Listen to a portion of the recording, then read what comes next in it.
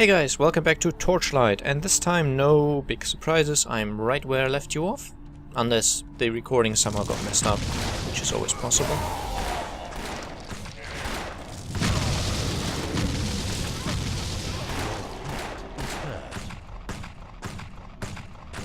And I'm quite close to a level up. Which might or might not be the last one in the game. Really depends on how the remaining levels go. Your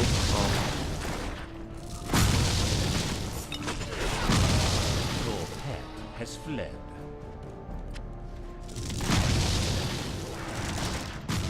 So you see what I mean about the charge attack from the blood cultist things?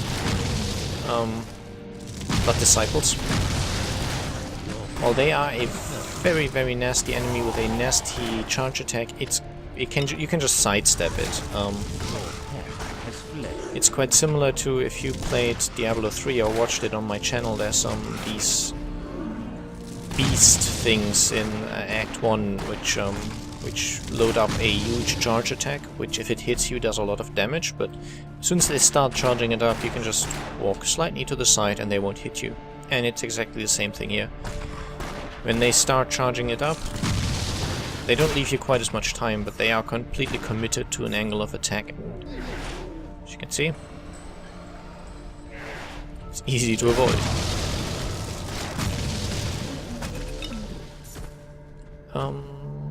Oh yeah, one more thing. I am not entirely certain if I mentioned this before, but some of the equipment I'm getting now has a sort of prefix of being epic. And that's the programmer's quite lazy solution to not wanting to create more items. Ouch. That's what happens when you don't avoid, of course. But they didn't want to make more tiers of items, more skins and such. So they just took ones they already had and said, okay, we just put epic in front of it, improve the values, and that's what you get. So any item in the game pretty much has an epic version of it as well, which is just an improved version of it. I'm going to go for full damage. My defense is acceptable, and more critical strikes.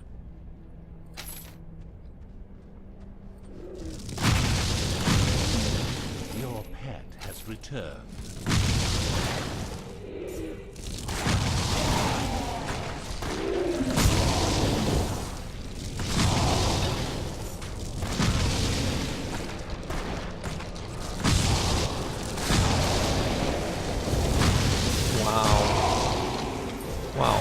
Wow.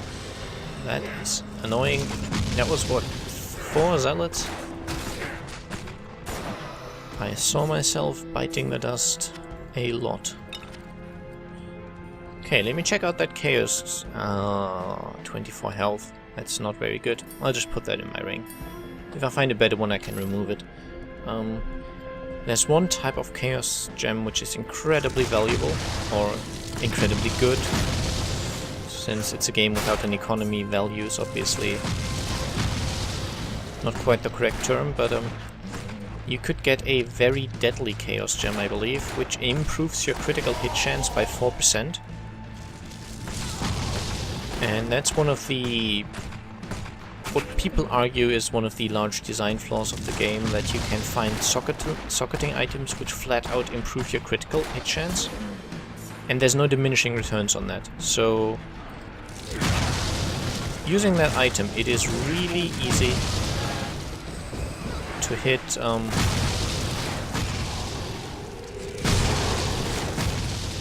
or well, when I say really easy, I mean you will have to farm for a long time. But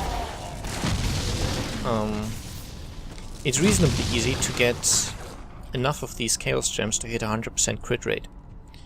And as you can imagine, if you have 100% critical hit rate, that makes your damage shoot up. And then the only other modifier you're really interested in on your equipment is improved critical hit damage. And there are some fairly good items for that, which in total can make you do insane amounts of damage, especially on melee characters, I believe. That's where that could be pushed to the most extreme point, to where the final boss of the game took 2 seconds or so to kill, just because of these stacked up crit chance. And while the Chaos Gems are sort of random and not easy to find, the very first quest you get in the game, technically, or I guess depending on if you take any quest you can get, but the guy who's sending you out to search for Ember, a quest which, by the way, I've stopped doing because I think I ran past one Ember and I didn't want to check. The very first quest, he gives as a reward a random Chaos Gem, basically. So what you can do is make new characters until you get that as a reward. And then the quest itself is easier to do. It asks you to find an item on level 1 of the main dungeon. Okay, let's see where this takes us. Oh, Dark Salad.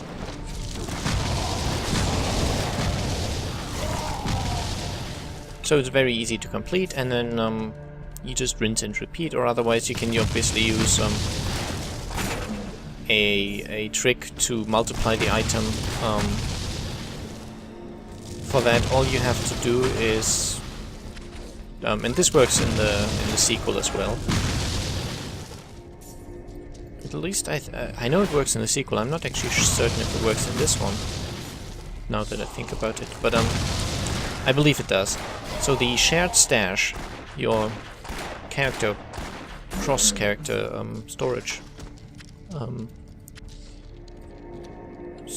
chest, gets saved separately from the characters. For obvious reasons, it doesn't make sense to save that with a character. So what you can do is, you can take the Chaos Gem that you found. It works if you only have one. You can take it out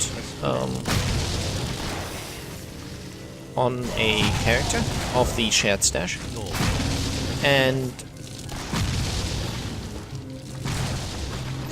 okay, so this is enemies of my own level. I need to be a little more careful here because I'm not actually overpowered. And then you have the Chaos Gem on your character. You then leave the game, replace the shared chest file with a backup, so that in that backup the Chaos Gem is still in the shared stash, but you also have it on your character, which means you now have 2 of them.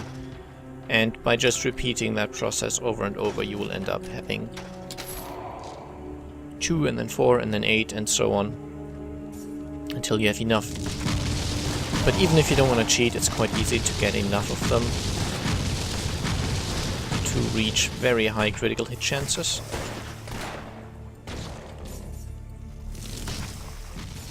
Your pet has fled. I really should have remembered that phase portals are difficult. My health is low. Yes, it is. Wow. Okay, I really need to keep my distance, which the spiders are not making easy.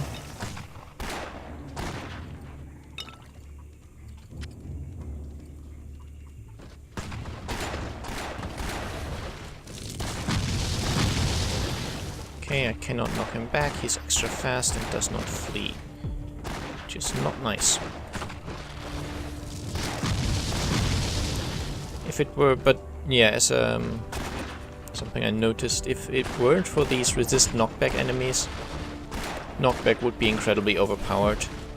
I noticed that while farming, certain bosses are obviously resistant to knockback, especially trolls and such, but certain others aren't. So,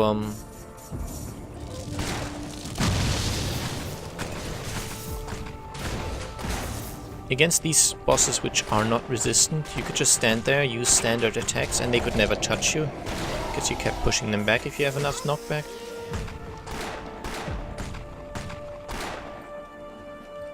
Your pet has fled. And so if it weren't for the enemies which were immune, you could make any enemy keep their distance, so they could never touch you. With the possible exception of ranged enemies, but there's not actually that many of those.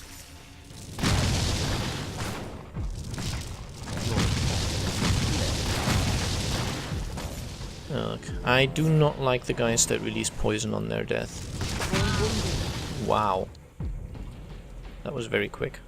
But now that I'm here, I do actually have to go through. I don't think there's any way to get back out. I could teleport to town, I think. I'm not even certain that would work.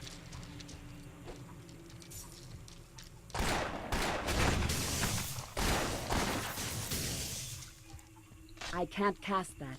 Nope, I couldn't. I actually have to get through this. I think I could die and resurrect in town.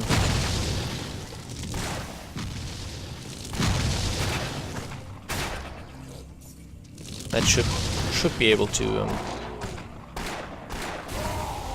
end this ordeal. But then again,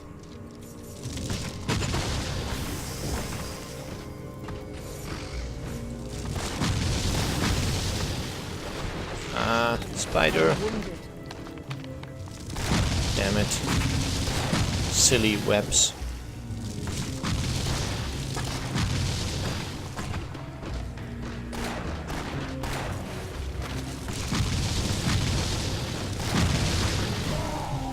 Okay. The boss is still alive? Well, he's not a boss, he's just a pygmy lord. But he does drop a lot, so feels like a boss.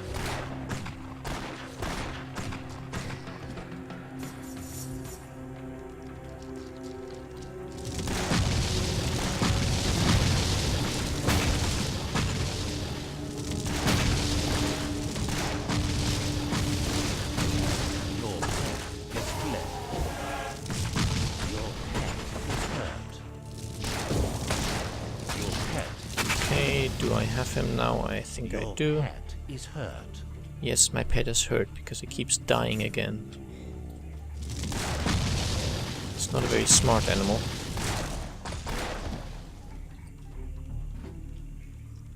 And I did set it to defensive, so it shouldn't be as aggressive anymore.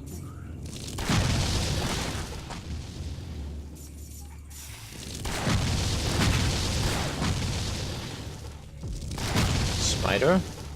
Good. Dead spider.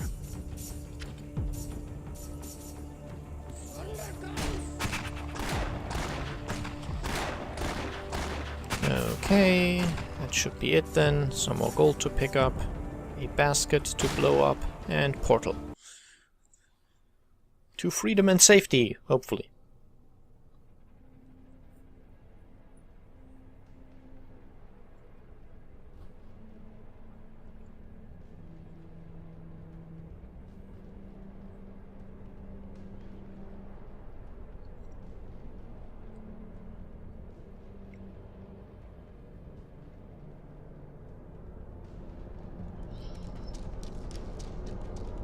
Okay.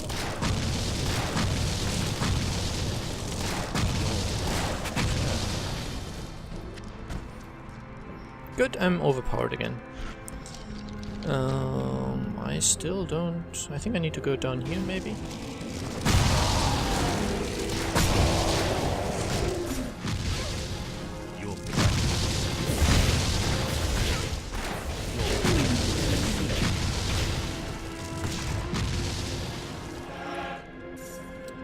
Luckily, I have enough health potions, I think, to make it at least part of the way. And this time while farming, I paid attention not to die quite as much.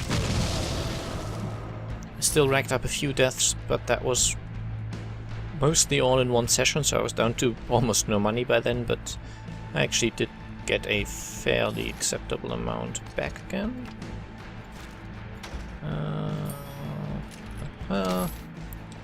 Off you go then. Has departed.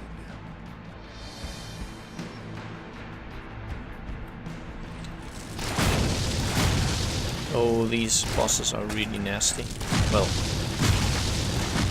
they're manageable, but they are also immune to knockbacks. They teleport, so it's a little more difficult to keep your distance. And when they are in melee range, they have some very strong attacks. Your pet has returned. On the plus side, they move very, very slowly. and don't have that much health.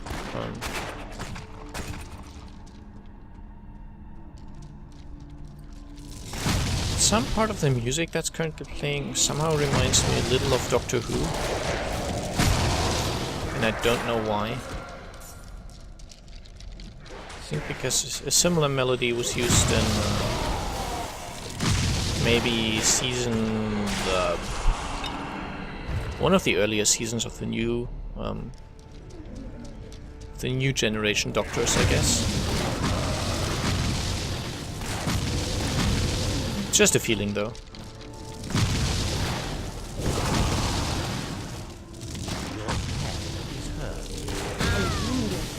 Wow. And this did happen a lot more in the episode, which I did not show you. It just happened about every 10 steps or so.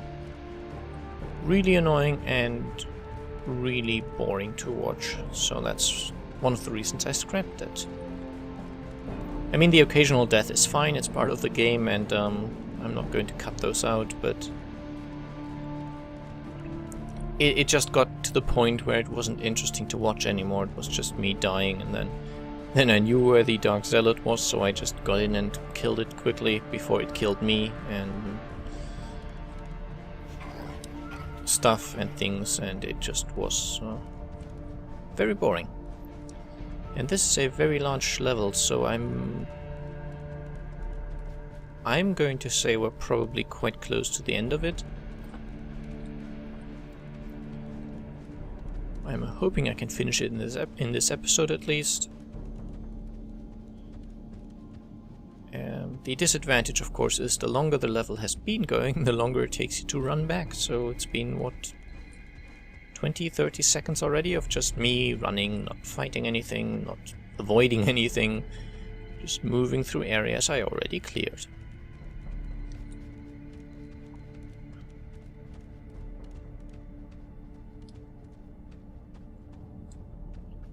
I should have maybe bought that spell which increases elemental resistances.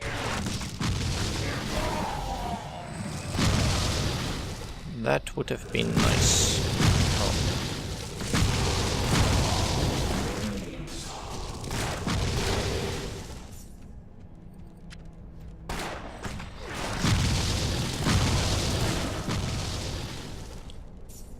But alas, I didn't. That spell is one of the very, very situational spells. Wow.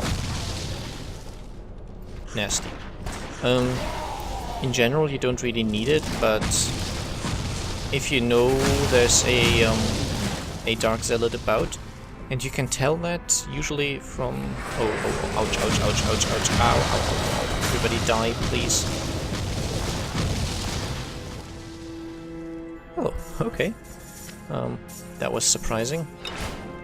I had forgotten this type of bonus room existed here, so... Slight shock.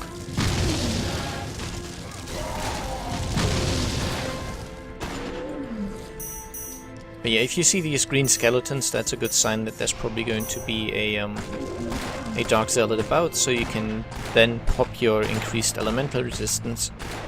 And it is really a substantial bonus. It's very noticeable. It doesn't make them easy, but it decreases the chances of being one-hit victims.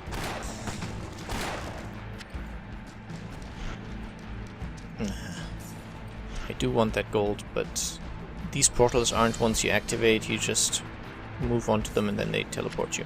There we go. And so here again, you see the skeletons, that would be an indicator to buff up.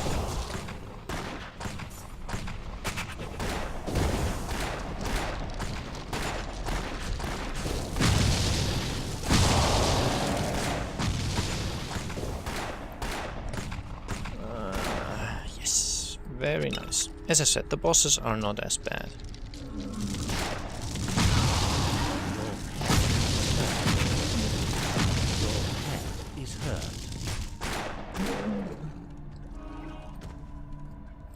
I had hoped for a fishing hole at some stage. They are quite rare, but they do actually spawn in this tile set. I can't carry anymore. There is at least one level segment, I guess, which can spawn them.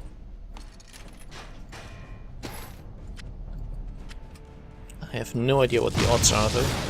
The good thing would be that fishing holes down here have chances of giving you very nice fish, including my personal favorite, the I think it's a giant pocket fish in this game. It's the fish that turns your pet into a mimic permanently. And I do love the mimic fish, it's very, very strong, and obviously the permanent version, simply so you don't have to bother recasting it every now and then. You just fire and forget. And I think you can get that from fishing holes in this Black Palace. Okay, so we finished the level. We'll check out the next time. Bye bye.